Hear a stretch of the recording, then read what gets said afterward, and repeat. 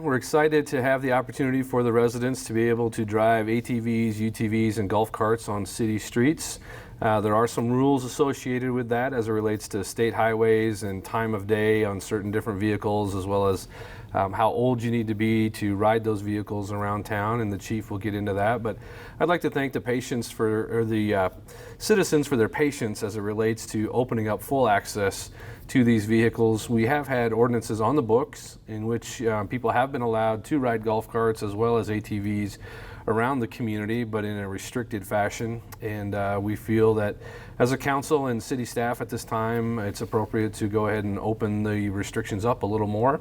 And then we'll see how that works. We can always dial it back down, but we don't foresee any problems. The people who own these have been really good to work with.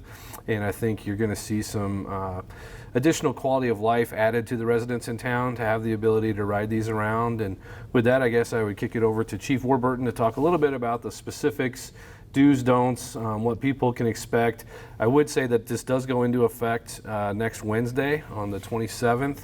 The reason for the delay, I've had that question a couple times, is because once we pass an ordinance for the third time, there's a delay period because that ordinance has to be published, and then it can go effective after that. And so on the 27th, I know it's after Memorial Day weekend, but after Memorial Day weekend on Wednesday, you'll be able to drive those vehicles around town. And so I'll turn it over to Chief, and he can explain a little more about the ins and outs and the details of the ordinance. Sure. So approximately 5 years ago, the City Council passed an ordinance which allowed the citizens of Spencer to buy a permit from the city to be able to drive their ATVs from the place of storage to the nearest exit outside the city limits.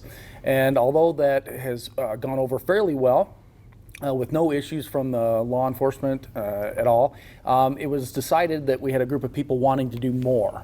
And because we had little to no problems with the ATVs, it was decided to push this ordinance forward as part of one of our goal session meetings here earlier this winter. So basically what the changes are is the ATVs can be driven on any city street in Spencer. The only exceptions are the state highways, so 71 and 18 here in Spencer are out. So that poses some challenges for the residents as far as how to get from north side of Spencer to south side of Spencer.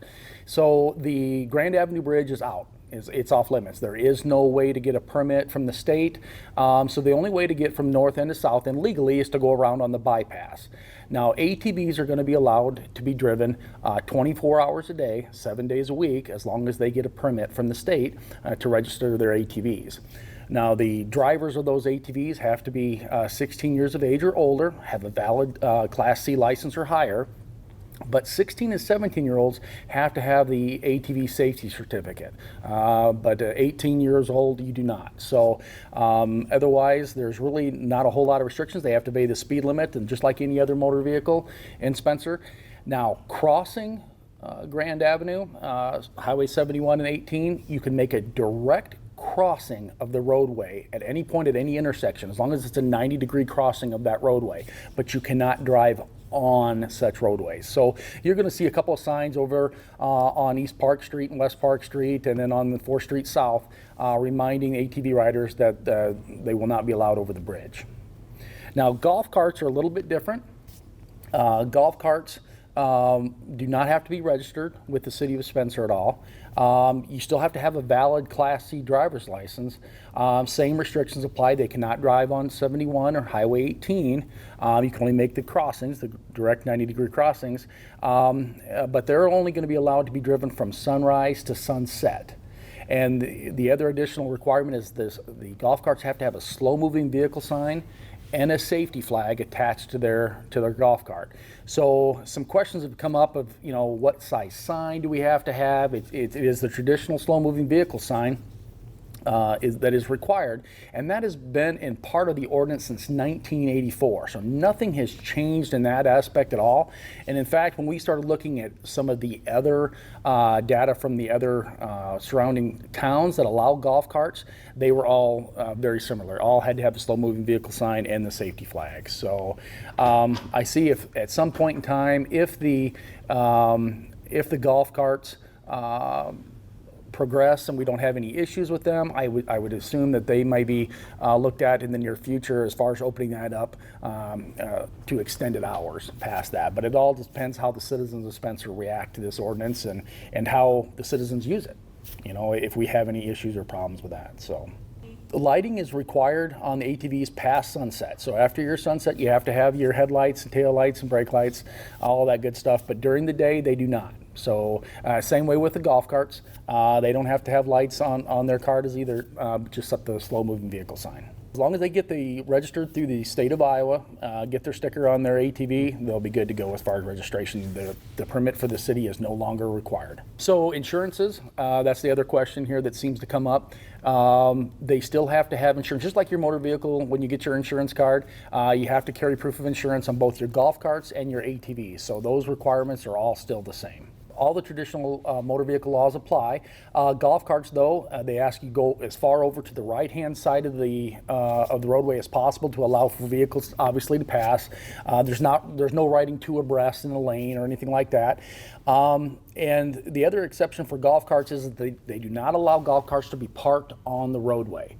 And that's simply because they are not required to be registered. There is no way for law enforcement to determine who the actual owner of this golf cart is without actually making contact with the owner. So there is no parking on city streets, and that's also been in effect since 1984 as well.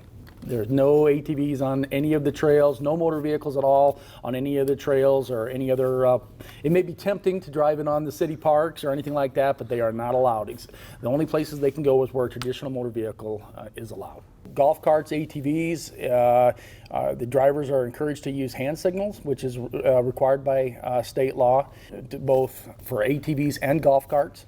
So they still have to use the signals, and we ask that drivers just act responsibly so that way we can try to avoid any potential hazards or accidents going forward. You can go to the state of Iowa. You can look up hand signals there. You can go to the DOT's website. You can also see that on their website, as well as you can pick up a copy of any of these ordinances here at City Hall, at the police department, the recorder's office over at the administration building, as well as I've dropped off copies of the ordinance at the municipal golf course and the country club. Happy that we're moving forward with these ordinances. They passed 7-0 on all three readings. We did have a further discussion back in committee a little bit about golf carts, but I'd like to thank the council 5 years ago, as Chief mentioned, who passed the initial ordinances. It was a highly debated topic at that time, and as Mark likes to say, we do things incrementally. We do them in steps. So that was the first step, and as the chief alluded to, we've had very minimal problems. Everybody's been responsible, and so at this time, we felt it was time to open it up citywide and allow people to drive them around their neighborhoods. And on the weekends, we've had a lot of people who will drive actually in the country and town to town, and they miss the opportunity to come into Spencer to either gas up or eat or things like that. So a lot of families will use ATVs, UTVs from a recreational perspective, and I think this is a good step towards helping them live a better life here in town if they would choose to do this. So I appreciate the council and staff and Don Hemphill for all the work researching the different ordinances around us in towns that have this. I know Chief has done a lot of statistical analysis on towns that have these ordinances. Have they had problems? Have they had arrests? And it's all very minimal. So we hope that we'll see minimal impact here from the negative standpoint, and that it'll stay positive, and appreciate everybody's patience and passion. We had several people reach out and are inquisitive about this, and it is passed, it is done, and so we'll move forward with it.